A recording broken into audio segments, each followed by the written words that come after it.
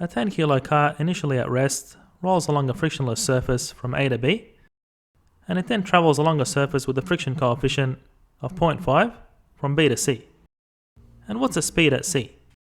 So by the conservation of energy between A and B, the potential energy is equal to the kinetic energy,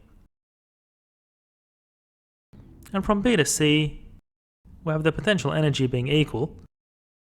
So what we get is the kinetic energy, which is equal to the potential energy at A, minus the work done by the friction force, which is the coefficient of friction by mass by gravity, by the distance d, is equal to the kinetic energy at C.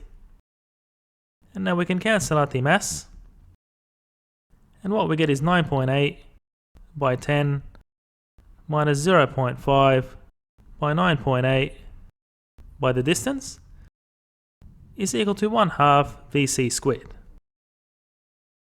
And then solving for Vc, we obtain 12.9 meters per second.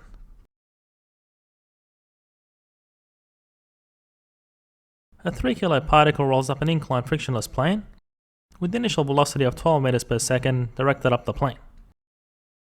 And calculate the compression force in a spring which has a stiffness constant of 400 newtons per meter.